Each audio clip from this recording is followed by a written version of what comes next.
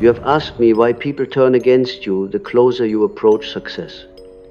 And to answer you, I must not simply give you a list of reasons, but must take you deep into the inner fabric of the psyche, into the archetypal drama that is played out whenever a soul begins to rise beyond the boundaries set by the collective. Success is not merely an outer achievement, it is an inner initiation, a movement of the individual toward individuation, toward becoming whole. And it is precisely this movement that awakens forces both within and without that resist transformation. The world does not merely cheer the one who ascends, it also reacts with fear, envy, and hostility, because the ascent of one exposes the shadow of many. When you draw nearer to the summit of your destiny, the light you carry grows brighter. And light does not simply illuminate it, cast sharper shadows. I have seen in dreams, in the unconscious material of patience, and in the stories of myth, that success is never an isolated event. It is always symbolized as a crossing, the crossing of a river, the ascent of a mountain, the arrival at a promised land, and with every crossing, there stands a guardian, a dragon, or a hostile crowd who resists the traveler. Why? Because the collective psyche resents that one among them dares to leave the familiar valley. The crowd feels abandoned, and more deeply, it feels exposed. For the one who rises demonstrates that there was always a higher possibility. And this awakens guilt and rage in those who remain below. You must understand that in each human being there dwells both the archetype of the hero and the archetype of the betrayer. They are two sides of the same psychic coin. The hero ascends, the betrayer follows, not to support, but to wound. We see this in the story of Christ with Judas, in Caesar with Brutus. In the midst of kings slain by their closest companions, the nearer you approach your crown, the nearer also does betrayal draw itself to you. For betrayal is the shadow, twin of coronation. And so when you feel the people around you begin to shift, when their admiration cools into resentment, when their smiles hide daggers, you are witnessing not merely personal weakness, but a deep archetypal pattern at work. They are enacting what the unconscious compels them to do, to resist the individuation of another, because it mirrors back their own refusal to grow. In analysis, I've often observed that when a patient begins to move toward their own authenticity, those around them instinctively seek to pull them back. They call it arrogance, selfishness, or dangerous change. But underneath it is a primitive fear of being left behind. Think of the crab in the bucket that claws down the one attempting to climb out. The others cannot tolerate the sight of freedom. It is not your success itself that enrages them. It is what your success says about their own stagnation. Your light irritates their darkness. And rather than confronting their shadow, they prefer to dim your flame. But let us not merely condemn them, for within each of us is the same reflex. Have you never felt uneasy when another surpassed you? When someone near accomplished what you secretly wished but dared not attempt? That sting, that bitterness, that envy, it is a shadow speaking. The part of the psyche that resents the growth of others because it reflects our own unlived life If you understand this within yourself, you will see it clearly in others. Envy is not an aberration. It is a universal companion of human striving. And when you climb higher, you amplify envy's voice in the collective psyche. And people turn against you because they cannot yet bear the sight of their own unfulfilled potential. In dreams, envy often appears as a mob, or as a crowd hurling stones, or as whispers in the night. The dreamer who finds himself climbing a tower is often pursued by faceless figures. These figures are not merely enemies, but aspects of his own psyche. Those parts that resist ascent. Thus, when you face outer hostility on the path to success, recognize that you are also confronting the same inner resistance. The enemy outside mirrors the enemy within. The question is not only why they turn against you, but why you fear their turning. The answer lies in the shadow, in that part of you which doubts your own right to rise. We must go deeper still. Success is not only light and achievement, it awakens archetypal guilt. To rise above others is to break a primordial law of the tribe, the law that says we must remain equal, safe in sameness. The successful individual violates this law. He dares to stand apart. And this is why in myths the hero is often sacrificed. The tribe unconsciously believes that the rising one endangers them all. For if one leaves, the fragile cohesion of the group is threatened. Thus, the community often feels compelled to destroy or exile the successful one. Not because he has done wrong, but because he has done too much, right? This is the scapegoat mechanism. The tribe projects its fear and guilt upon the one who rises, and in so doing, it preserves its fragile sense of balance. The crucifixion of the Christ is not an exception. It is the very pattern by which the collective deals with the individual who carries too much light. Now imagine yourself in such a position. You strive, you ascend, you overcome the inner resistance of laziness, fear, and doubt, and as you shine brighter, those around you begin to whisper. They may say you have changed, as if change were a crime.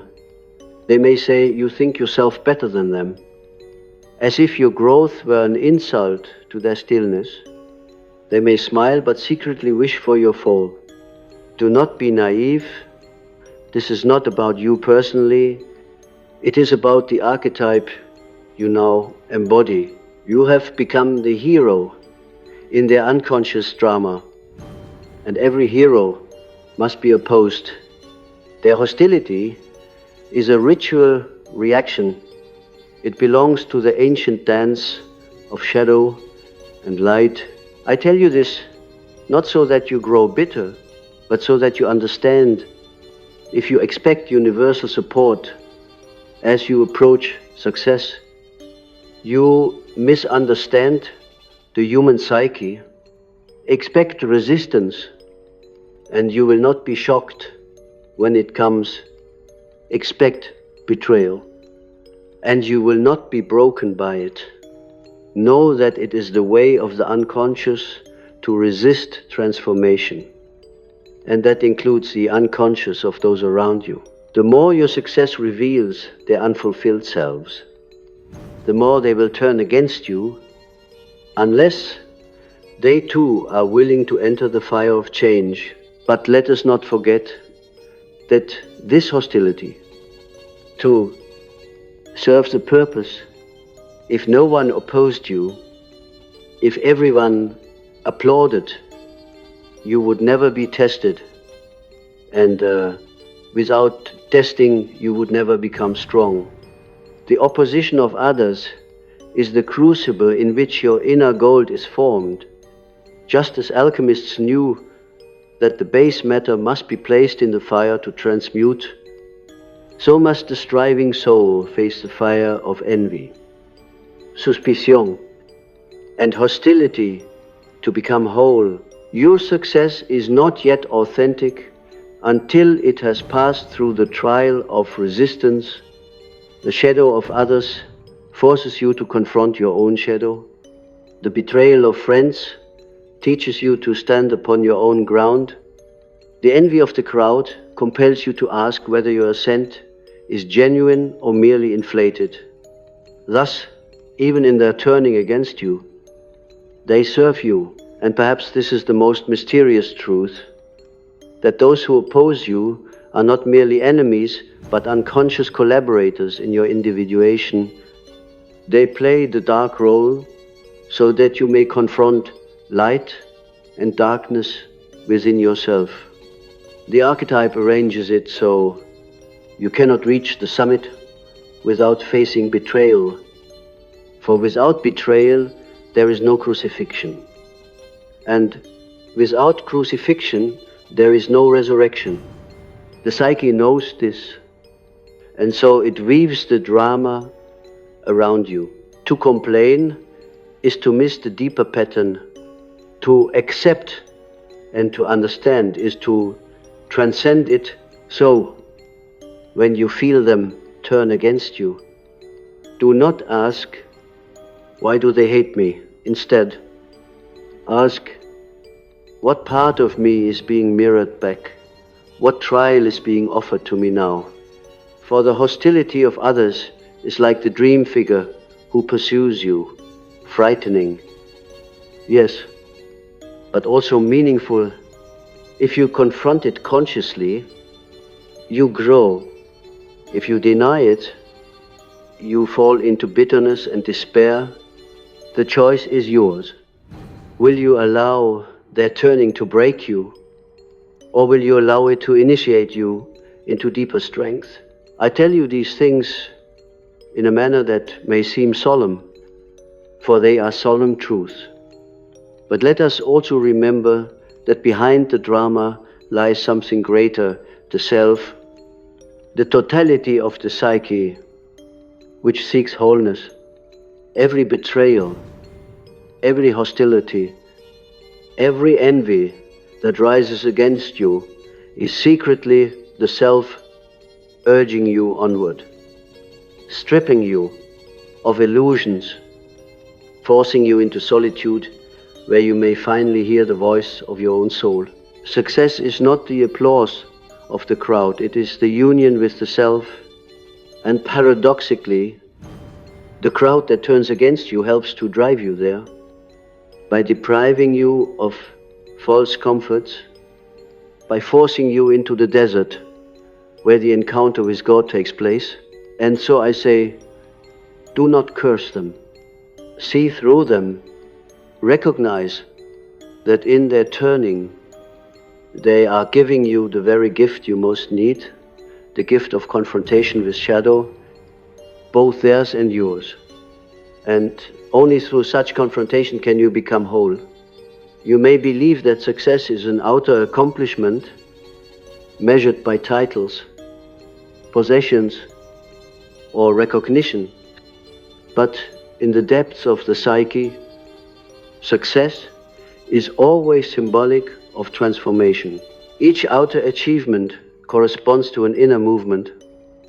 And that is why those around you feel disturbed when you rise.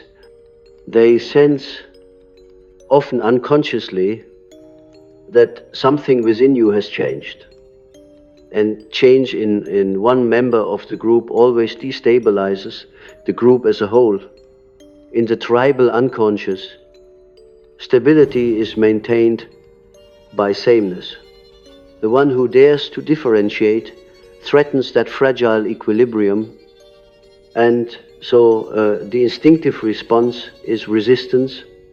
This resistance is rarely conscious. Your friends may not even know why they feel uneasy, why they suddenly criticize or distance themselves, but the unconscious knows it is the ancient fear of disruption, of exile, of losing the cohesion of the circle. Thus, your ascent awakens the primal anxiety of the collective. If we look at myths across cultures, we see this pattern repeated again and again. Prometheus ascends to steal fire from the gods and is punished, not because fire itself is evil, but because he dared to transgress the boundary set by Olympus. The tribe always sets boundaries. When one crosses them, he becomes both benefactor and threat. The same fire that enlightens also burns. The collective senses this ambivalence and reacts with hostility. This is why people turn against you. The closer you get to success, they feel you have trespassed into a realm that exposes their own unwillingness to dare. You embody the Promethean act, and thus they unconsciously chain you to the rock of their resentment. But let us also turn inward, within you, there is a collective, a society of psychic figures, and not all of them support your ascent. The persona, the shadow, the anima or animus, the child, the wise old man, all these archetypal figures live within. Some rejoice when you rise, others feel threatened. The shadow in particular resists success, for success means growth, and growth means exposure. The shadow thrives in concealment, and when you shine more brightly, you threaten to expose its contents. Thus, as you grow outwardly successful, your own shadow will conspire against you through self-sabotage, doubt, or even attracting hostility from outside. The outer betrayal is never fully separable from the inner. What you fear within is often mirrored back through the actions of others. The closer you move toward success, the louder the chorus of doubt within, and this chorus attracts external voices to join it, as if the world itself has conspired to test you. Consider the dreams of the one who is approaching success. Frequently, there are images of ascent, climbing stairs, mountains, ladders, and alongside these there appear pursuers, critics, or even demons. The dreamer climbs, but always with threat behind or below. This is no accident. The psyche reveals the truth that ascent is never solitary triumph, but a drama that always invokes opposition. If you imagine you will simply rise without challenge, you misunderstand the archetypal pattern. Every success evokes its own resistance.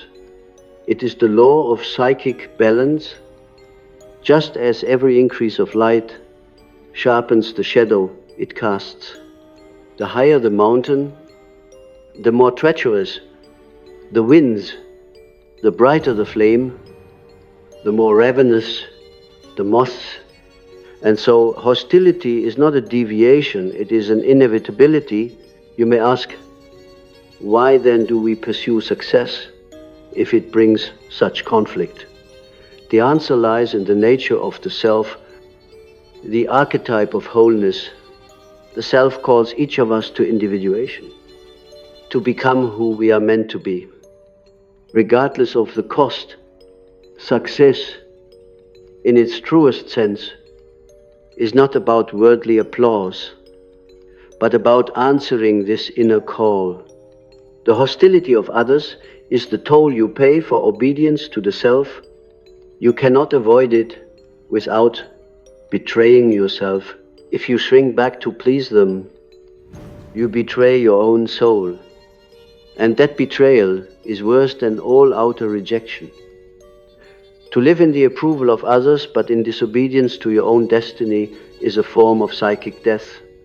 Better to endure the arrows of envy than to smother the voice of your own self. Yet I do not romanticize the pain of betrayal. It cuts deeply, precisely because it so often comes from those closest to you. Why is this so? Because those who stand nearest to your inner life are also the carriers of projections. They hold pieces of your shadow, your anima, your child. When they turn against you, it feels like the very world has turned. For it is not merely their hostility, but also the betrayal of your own unconscious projections that wounds you. In truth, no one can betray you except the one in whom you have placed part of your own soul. Thus, when they turn, you feel as though a piece of you has been ripped away. And indeed, it has, for betrayal forces you to withdraw your projections, to reclaim those lost fragments of yourself. Painful though it is, this is the very process of individuation. Through betrayal, you are forced to gather back your soul, piece by piece, and stand alone. Only then can you know who you truly are.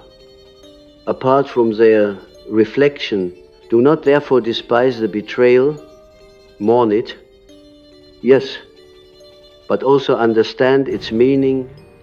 It is the archetype at work, compelling you to wholeness. Recall that Christ, too, was betrayed, not by strangers, but by his closest companion.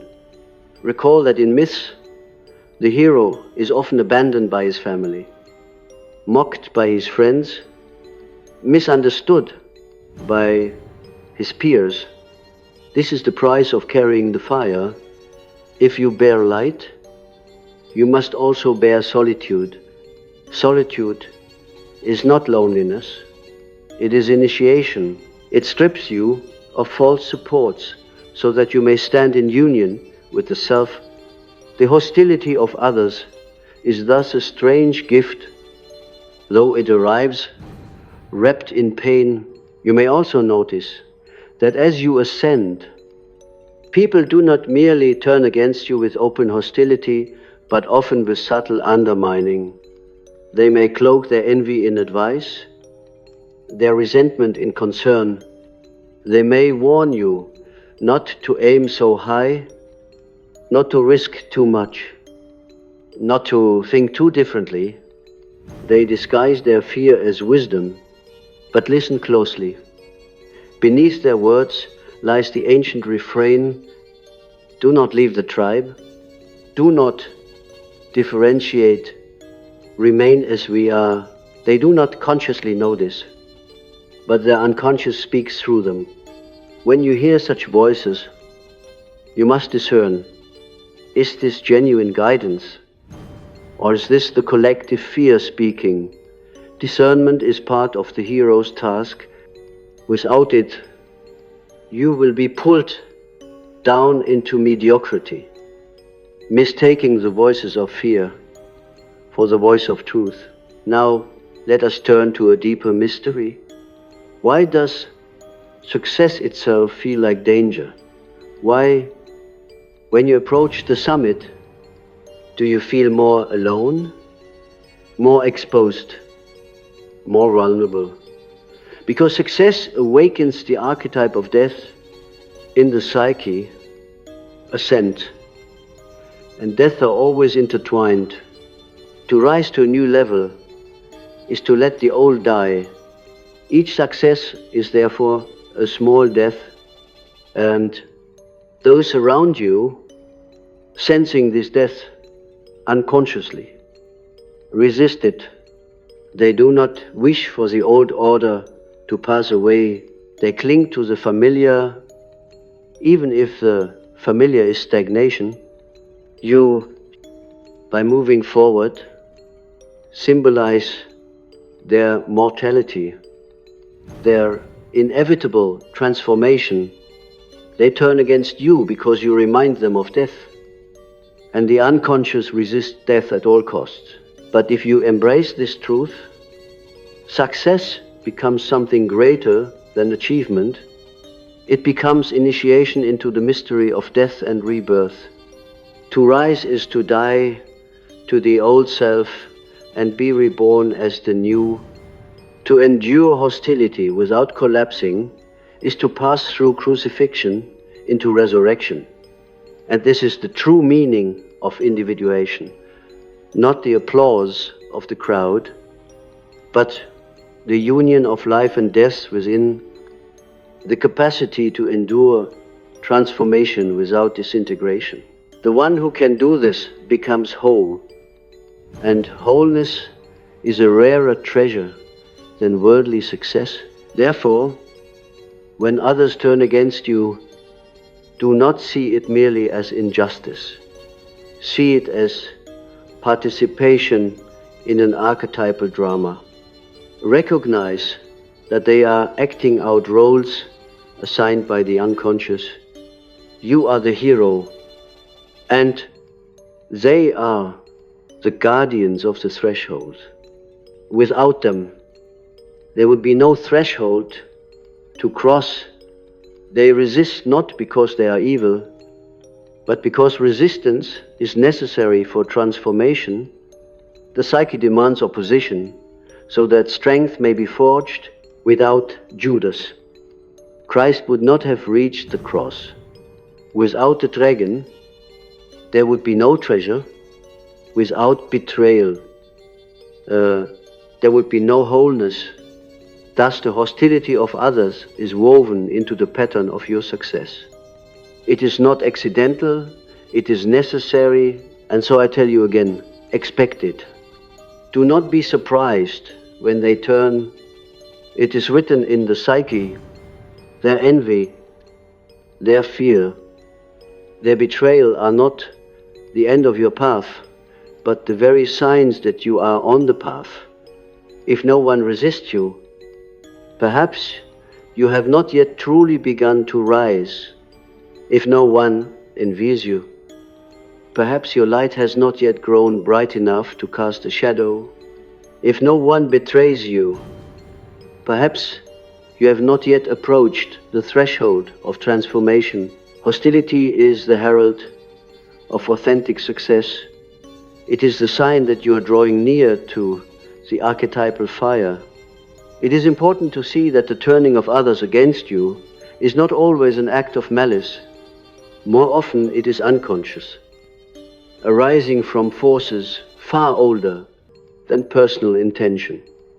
The psyche carries within it primitive instincts, remnants of archaic tribal life.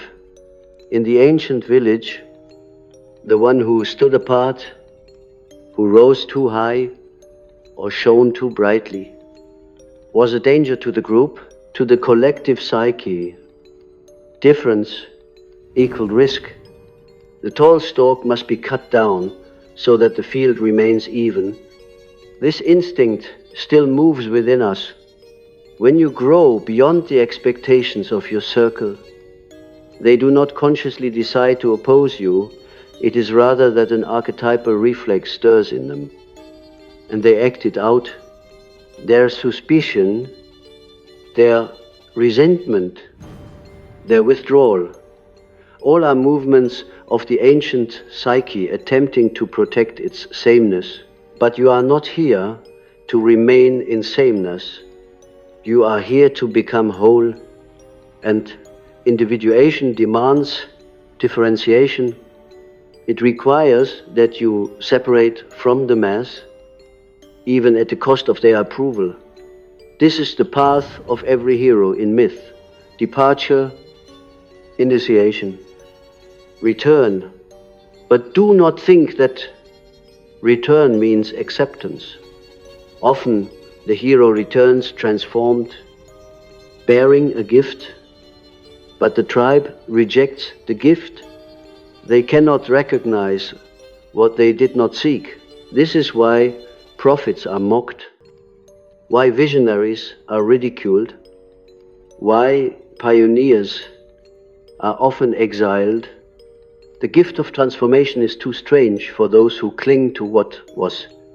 And so, as you succeed, you will find yourself alienated, not because your gift is worthless, but because it does not fit the old container of their consciousness. Let us reflect on the psychology of envy more deeply. Envy is not merely jealousy of what another possesses.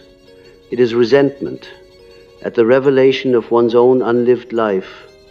When others see you approach success, they are not simply angry at your achievement, they are pained by the mirror of their own failure to pursue their destiny.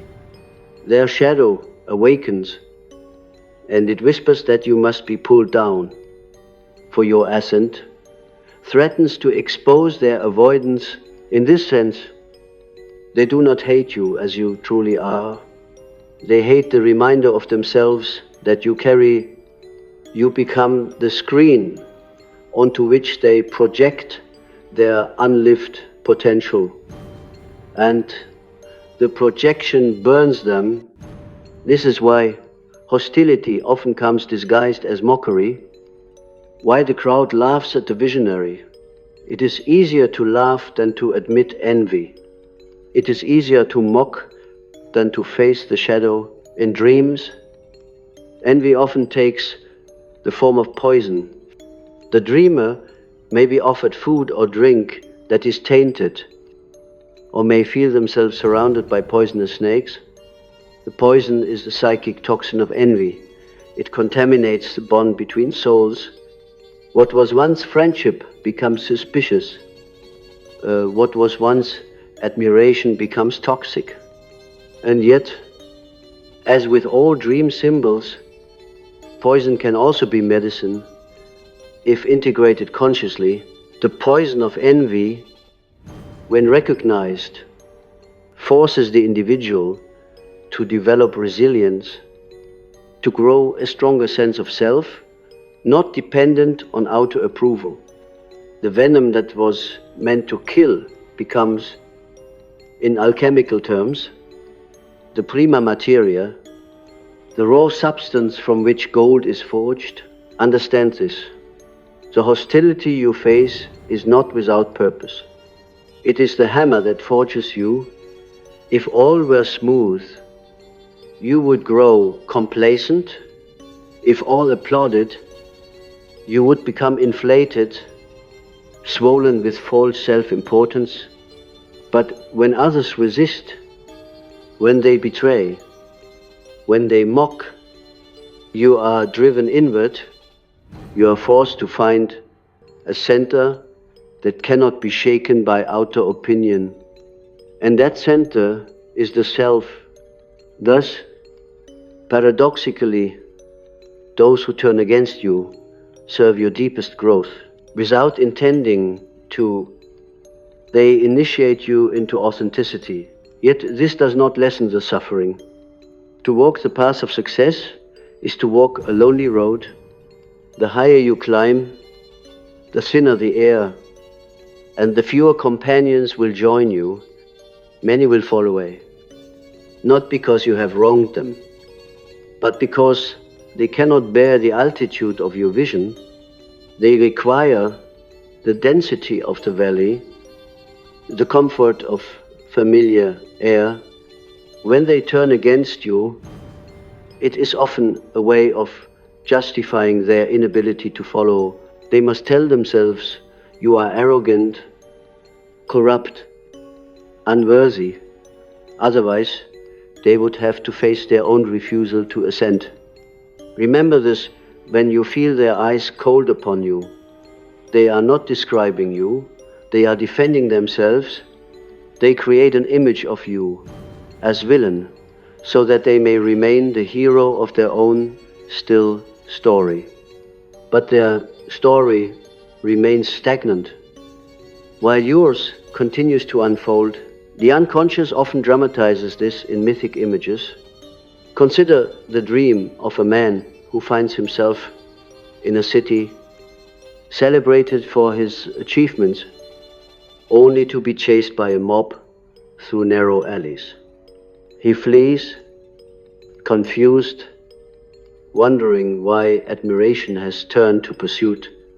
This is the archetypal moment when success transforms into threat. The mob is not merely others, it is the collective unconscious that resents the individual who has stepped too far out of line. The dream teaches him that he must not rely on the crowd, that his path is solitary, that applause and pursuit are but two sides of the same coin. And yet, within this hostility lies an invitation to love without needing to be loved, to give without needing recognition, to stand firm in solitude without bitterness. This is the alchemy of success. If you can endure hostility without hatred, betrayal without cynicism, envy without despair, then you have transformed not only yourself but also the poison of the collective psyche. You become not merely successful in the outer sense, but a carrier of light in the inner. You embody what the mystics have called the wounded healer, one who suffers the wounds of others' shadows but transmutes them into wisdom and strength. It is also necessary to address the shadow danger of success itself, for just as others may turn against you, so too may you turn against yourself if you identify too closely with the image of success. Inflation is the great peril. To rise is to risk believing that you are godlike, that you stand above the collective in essence, not merely in function. When this happens, the psyche punishes with downfall. We see it in myth. Icarus flies too close to the sun, intoxicated by his ascent, and falls into the sea. Success can intoxicate, and in intoxication lies destruction. Thus, the hostility of others, painful though it is, serves as a counterweight. It humbles you, reminding you that you are human, that you too cast a shadow. The envy and betrayal of others are not only obstacles, but safeguards, preventing you from soaring into inflation. In this way, even their opposition protects you. And here we touch a deeper paradox. Those who turn against you, though they appear as enemies, may in truth be guardians. They force you to examine your motives, to purify your intentions, to remain anchored in the self. Without them, you might drift into delusion. Their opposition sharpens your discernment. Their betrayal teaches you detachment. Their envy inoculates you against vanity. Thus, what you experience as rejection may secretly be initiation.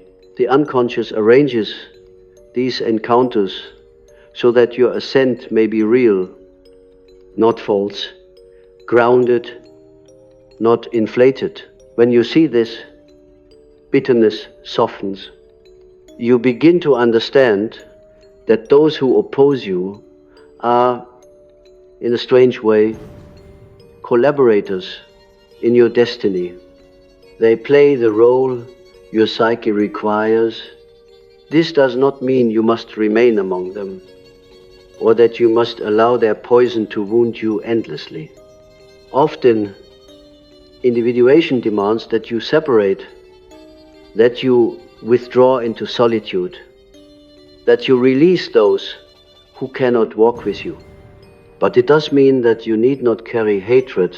You can let them go without rancor, recognizing that their role in your life has been fulfilled, They have given you the gift of resistance, and through that gift you have grown.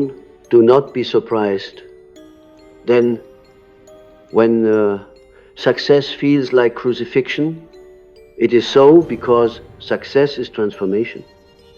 And transformation always involves sacrifice. You may lose friends, family, familiar comfort. You may be misunderstood, envied, betrayed, but if you endure, you gain something greater. Yourself, you gain a self not dependent on approval, not destroyed by rejection. You gain a wholeness that no crowd can give or take away. And this is the true reward of success. Not wealth, not fame, not applause, but union with your own destiny, fidelity to your own soul. The closer you approach this union, the more sharply you will feel the resistance of others. And so when they turn against you, remember, it is the sign that you are near the threshold. The hostility of others is the shadow's announcement that the self is near. Do not retreat, pass through the hostility as through the fire of initiation. And on the other side you will find not the applause of the world, but the silence of the soul, the stillness of the self, and the unshakable knowledge that you have become what you were meant to be. You may have noticed that as you rise, the loneliness grows more profound. This loneliness is not a punishment, but a rite of passage. The psyche cannot carry you into wholeness while you are still entangled in the web of approval. Approval is the mask of the collective, and the self calls you to remove all masks. It summons you to walk into the desert of your own soul, where no applause can follow, where no critic can define you, where you are stripped of both flattery and ridicule alike. This is why so many who succeed outwardly but do not endure inwardly collapse under the weight of isolation. They mistook applause for strength. They mistook recognition for individuation. When applause falls silent and recognition fades, they find themselves hollow, and the collapse is swift. To endure the desert, you must drink from a deeper well. That well is within, in the waters of the unconscious, where archetypes rise like fountains. There you discover the real source of your vitality. A source no betrayal can exhaust. I tell you now, the unconscious does not care for your outer success, it cares for your wholeness. And wholeness requires sacrifice. Sometimes it demands the sacrifice of friends who cannot walk with you. Sometimes it demands the sacrifice of illusions you clung to. Illusions of being liked, of being understood, of being carried by the collective.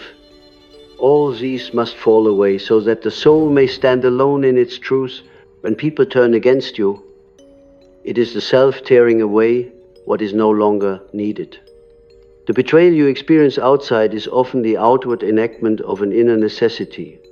The necessity to sever ties with false supports, to relinquish dependence on outer validation, to claim the authority of your own being. But I must also caution you, to interpret every opposition as proof of your greatness is a dangerous delusion. Sometimes people turn against you not because you are fulfilling destiny, but because you have fallen into arrogance, inflation, or unconscious cruelty. The psyche is subtle, and the shadow waits for any opportunity to masquerade as the self. You must therefore be vigilant, discerning at every moment whether the hostility you encounter is the resistance of the collective against individuation, or the correction of reality against your own inflation. This is why humility is essential. Without humility, you cannot distinguish between destiny and delusion.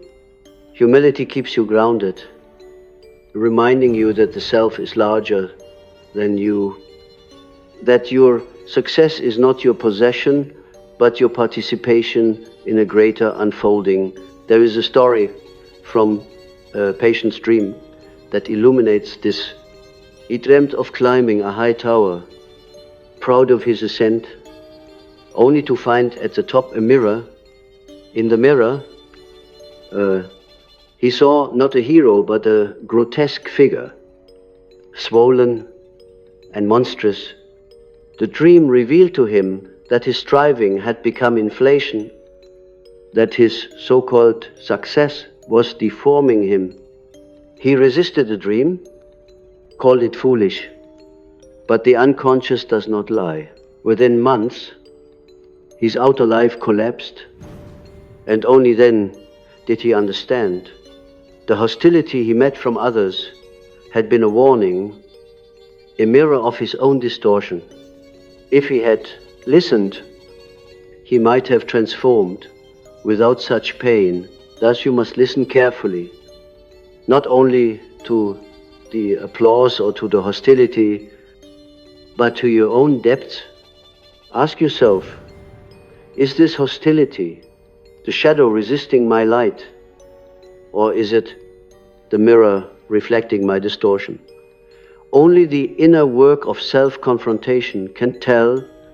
Without it, you risk misinterpreting every opposition as martyrdom and falling into the tragic archetype of the false prophet who mistakes his own inflation for divine mission. True individuation does not glorify the ego, it strips it bare. It does not inflate, it humbles, and in that humility lies the power to endure hostility without hatred and betrayal without collapse. Do not imagine, then, that success is triumph. Success is initiation. It is a death of the old self, a confrontation with shadow, a stripping away of illusions. The hostility of others is one of its stages, as necessary as night is today. Only the one who passes through this night with eyes open, without bitterness, without inflation, emerges into true wholeness. This is why the ancient mysteries always involved trials, persecutions, humiliations. They dramatized what the psyche enacts in life. If you succeed without trial, it is not real success, but a fragile imitation. If you rise without resistance, you have not risen at all. You have merely floated in the currents of the collective. But if you rise through resistance, through betrayal, through envy, and remain whole, then you have touched the self. I say to you now, when they turn against you, bow inwardly, for the archetype is unfolding. You are entering the sacred chamber where individuation is forged. Do not curse the betrayers. See them as masks of the shadow. Do not cling to the applauders. See them as masks of the persona. Go beyond both masks to the face of the self. There you will find a strength that cannot be shaken by praise or blame. There you will find a center that is neither inflated by success nor destroyed by failure. There you will discover that the true measure of success is not what you achieve, but who you become in the process. Remember too that the world always lags behind the individual. The prophet, the visionary, the pioneer, they walk ahead, and the crowd follows only after years, decades, sometimes centuries. Do not expect immediate recognition. Often your success will be mocked in your lifetime and honored only after your death. This, too, is part of the archetype. The unconscious does not measure time as the ego does. It asks only whether you have lived true to your destiny. Recognition may or may not come. What matters is that you answer the call, and if people turn against you, it is often the clearest sign that you are walking a path not yet visible to them. Endure, and in time, the path may open for others as well, but even if it never does, your task is not diminished. The self does not ask for applause. It asks for fidelity. It asks that you remain faithful to the inner call, even when all outer voices turn hostile. And this faithfulness is the seed of transformation, not only for yourself, but for the collective. For though they may resist you now, though they may betray and envy, some part of your transformation will work upon them unconsciously. You plant a seed in the soil of the collective, and though they may spit upon it, one day it will grow. This is the mystery.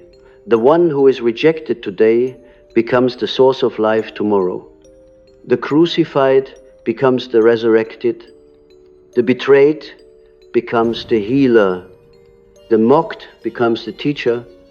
Such is the way of the archetype, eternal and unbroken. So do not despair when they turn against you. See it for what it is, the threshold of transformation. Walk it with humility, with vigilance, with courage. Confront your own shadow even as you face theirs.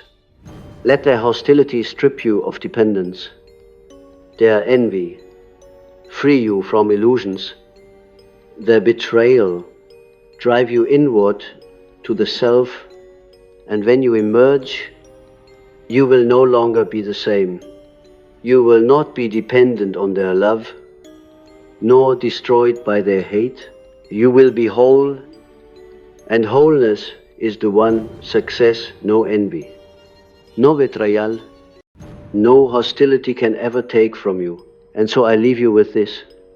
Success is not the applause of others, nor the possessions you gather, nor the height of the tower you climb. Success is fidelity to the self, to the inner call of your own destiny. Those who turn against you are but actors in this great drama, playing their roles, so that you may be tested, purified, and made whole. Honor them for their role.